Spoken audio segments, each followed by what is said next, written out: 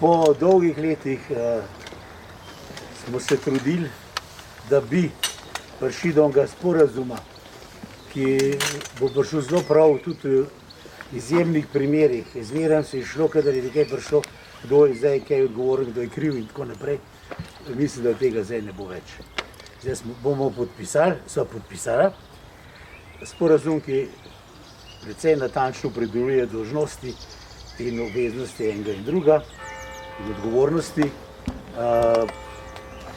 Zraven še ustanavljamo posebno delovno skupino, ki bo stalno usklajevala z naše in z državne strani vse probleme, se bomo stalno obveščali, sestali vsaj 2-krat na let, po potrebi pa večkrat, in mislim, da je to en velik korak naprej. Želimo si pa še, da bi nekaj podobnega enkrat skupaj podpisali z Ministrstvom za kmetijstvo, v katerega resorju je seveda tudi kmetijstvo kot tako, posledično z gnojenjem in z ribištvom, tako da bomo počasi to Blejsko jezero, ki je na očeh vseh in prav, da je, ki je najbolj razpoznaven, kako bi rekel, najbolj razpoznavna stvar vse Slovenije. Vsem to ni vedno všeč, ampak več ljudi v tujini jim prej pride Bled pred oči, hočeš, nočeš, kakor pa kaj drugo naše. In to mora biti na nivoju. In zdaj se ne bojim, še posebej zato, ker je tu država spoznala izgradnjo južne razvojne ceste za svoj projekt, se pravi, da bomo do tega čim prej prišli in da bomo enega od teh glavnih problemov, ki še je, tale mešani kanal, ki 2 kilometra, se pravi ob tretjini obale, poteka točno ob obali, lahko že rešili takrat, ko bomo lahko ves promet preusmerili na obvoznico, da bo tukaj, mislim, da tukaj je neverjetno veliko soodvisnosti in torek sprejema občinski svet novo strategijo razvoja občine Bled, ki je zelo trajnostno naravnana. Od 3000 vprašanj smo jih dobili 500, vsi gredo v to smer, ohranimo Bled, ne samo nam, ampak vsem, vsej Sloveniji, tudi svetu, ker je taka velika vrednota. In tukaj prvič po tolikih letih, v tem letu smo prišli tako daleč, da smo lahko podpisali resen zgodovinski dokument, kar se tiče upravljanja z našim jezerom. Še enkrat hvala lepa vsem sodelavcem za pripravljenost in vsaka stvar, ki se nam lahko še zgodi, bo neprimerno lažje rešljiva. Hvala lepa. Torej, spoštovani novinarji, spoštovani gospod župan, hvala lepa za to priložnost. Zahvaljujem se ob tem tudi mojim sodelavcem na Direktoratu za vode in investicije in na Direkciji za vode, da smo uspeli uskladiti relativno hitro, manj kot 1 leto mandata, ta sporazum, ampak to z enim jasnim zavedanjem. Tak biser, kot je Bled z Blejskim jezerom, moramo negovati ne samo lokalna skupnost, temveč tudi država z sodelovanjem, z dopolnjevanjem, ne pa z prepiri, kdo je za kaj odgovoren in kdo bo kaj seveda počel pri upravljanju s tako pomembno vrednoto. Torej, sporazum je zelo dobra osnova, da se stanje jezera izboljša, da preprečimo zunanja onesnaževala tega jezera, da preprečimo tudi oziroma da vzpostavimo tudi boljši režim na samem jezeru, tako glede plovbe in vsega ostalega. Torej, namen je, da ohranimo to vrednoto tudi našim zanamcem v boljšem stanju, kot je danes. Čaka nas pri tem veliko dela, ne samo dela iz pristojnosti Ministrstva za okolje in prostor, tudi, kot je župan povedal, iz ostalih resorjev, to je šele začetek. Seveda bomo sodelovali na podlagi tega sporazuma tudi na skupnih projektih. Eden takih je odvajanje in čiščenje odpadnih voda in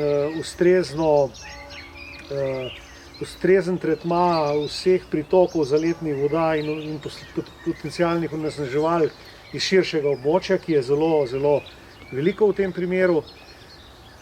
Seveda si ne želimo več podobnih zadev, kot je bila lani spomladi, ko je bilo to neke vrste Rdeče jezero, ne pa Blejsko jezero. Tako da želimo, da do tega ne pride.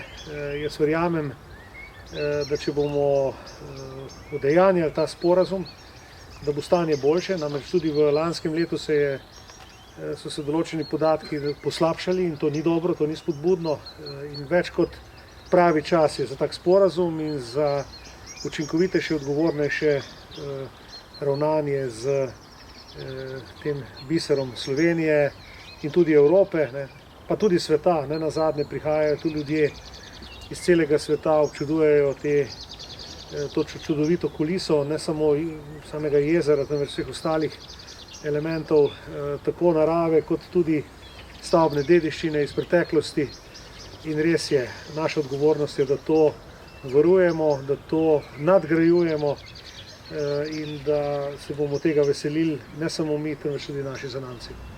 Lahko kaj konkretno v kakšnih ukrepi, če pride do nečesa, kako bodo sodelovali? Na strani države? Ja, gledajte, sej, kot je že župan povedal, je sestavni del tega sporazuma tudi formiranje čisto operativne delovne skupine, ki bo obravnavala najširši sklop teh vprašanj. Zdaj, težko vse našteti, gotovo pa gre za elemente, kot sem jih že povedal, kako preprečiti dodatno onesnaževanje s hranili tega samega jezera, kako potem tudi postopati v primeru sanacije, kjer nosi seveda država ključno breme. Opredeljeni so monitoringi, spremljanje in potem posledično glede na monitoringe tudi ustrezno ukrepanje. Torej gre za pomemben sporazum, ki opredeljuje, da sodelujemo na tem področju, tako lokalna skupnost kot država, da stroka pravzaprav ugotovi problematiko in jo tudi naslavlja skozi popravljalne ukrepe. Nekaj jih je pa že očitnih, ne? To so urejanje, odvajanje in čiščenje odpadnih voda, kar sem omenil. Tu snujemo na ministrstvu tudi sheme, kako bi podpirali tudi finančno te manjše aglomeracije in verjamem, da bomo seveda v dobri volji tudi uspeli. Med ukrepi zaenkrat ni omejevanja vnosa hranil strani ribičev, se obeta kakšna novost na tem področju, glede na to, da so večkrat omenjeni kot eni glavnih onesnaževalcev Blejskega jezera v tem načrtu? No, jaz danes tu ne bi kazal s prstom na nikogar, gotovo pa je tak sporazum dobra podlaga za razčiščevanje vseh teh vprašanj. Tudi jaz nisem čisto seznanjen, kako je z ugotavljanjem odgovornosti za to lansko,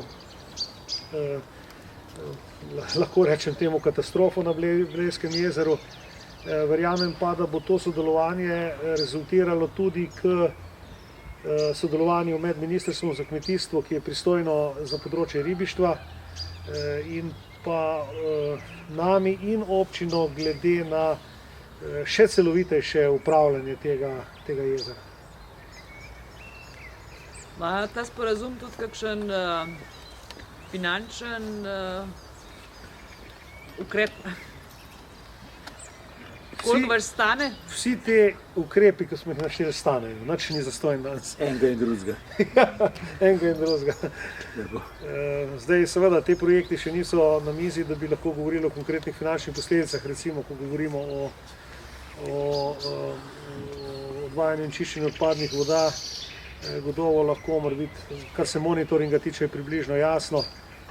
Nahajava se tukaj pred Blejskim jezerom in kakšno je trenutno stanje? Kdaj ste pravzaprav opazili spremembe na jezeru?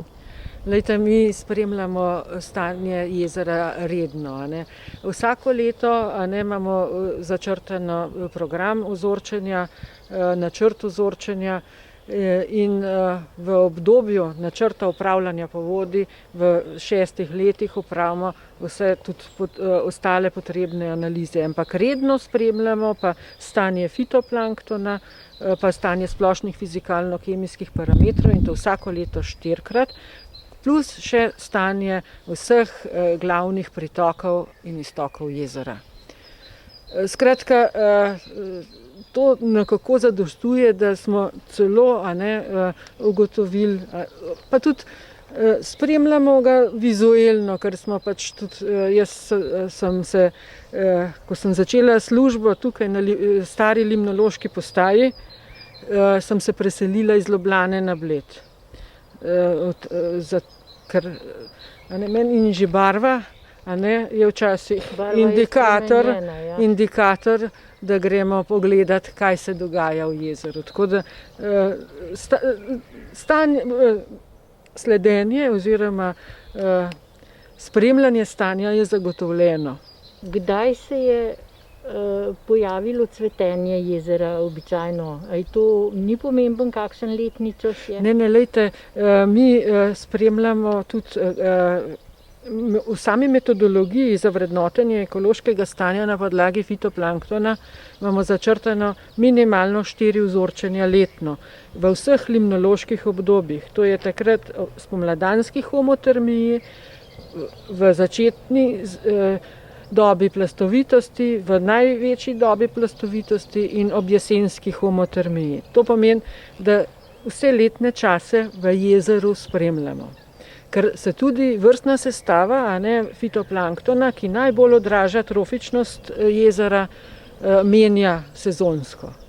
In kaj to pomeni za kopalce, če so pač ravno takrat, če je to poletje? Lejte, v poletju redko prihaja do cvetenja, poletje tudi prosojnost jezera precej večja, ker se fitoplankton umika v nižje sloje zaradi prevelike sončne intenzitete, se brani pred UV žarki, ki so smrtonosni pravzaprav za njih.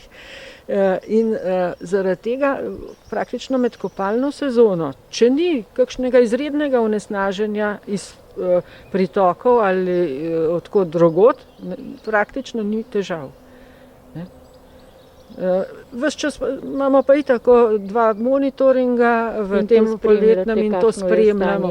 Poleg tega pa za kopalne vode je vključeno tudi spremljanje v okviru kopalnih voda, ker je 5 lokacij na Bledu namenjeno kopanju in tam se spremlja tudi bakterije fekalnega izvora, Escherichia coli in se ustreznost teh kopalnih vod vrednoti in že vrsto let je stanje Blejskega jezera kot kopalna voda odlično.